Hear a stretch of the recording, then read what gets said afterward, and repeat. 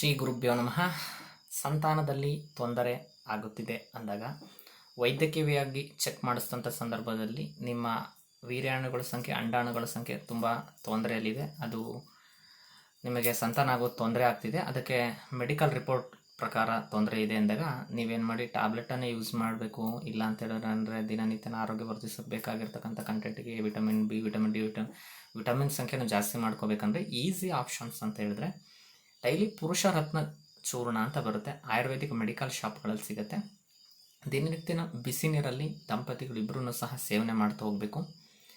ಎರಡನೇದು ಏನಪ್ಪ ಅಂತ ಹೇಳಿದ್ರೆ, ನೀವು ಆರೋಗ್ಯನ ವೃದ್ಧಿಸೋದಕ್ಕೋಸ್ಕರ ಜಿತೇನ್ ಅಂತ ಸೈಂಟಿಸ್ಟ್ ರಿಸರ್ಚ್ ಮಾಡಿರ್ತಕ್ಕಂತಹ ವಾಟ್ರಾನ್ ಅಂತ ಬರುತ್ತೆ. ಆ ವಾಟ್ರಾನ್ನ ನೀವೇನು ಮಾಡಬೇಕು, ದಿನನಿತ್ಯನೂ ಅದರೊಳಗಡೆ ನೀರನ್ನು ಹಾಕಿ ಆ ಯಂತ್ರದಿಂದ ಬಂದ ನೀರನ್ನು ಇಬ್ಬರು ಸೇವನೆ ಮಾಡ್ತಾ ಹೋಗಬೇಕು. ಇದನ್ನು ಮೆಡಿಕಲ್ ಚೆಕ್ ಮಾಡ್ಕೋಬೋದು ನೀವೇ.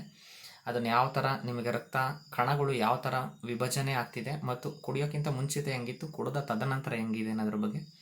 ಮೂರನೇದು ಗರ್ಭಗೌರಿ ರುದ್ರಾಕ್ಷಿ ಅಂತ ಬರುತ್ತೆ. ಹೆಣ್ಮಕ್ಳು ಸಹ ಗಂಡ್ಮಕ್ಳು ಇಬ್ಬರೂ ಸಹ ಧರಿಸ್ಕೋಬೋದು. ಈ ಆಹಾರ ಕೆಲವೊಬ್ಬರು ಅದಕ್ಕೂ ಟಿಪ್ಸ್ ಹೇಳ್ತಾರೆ.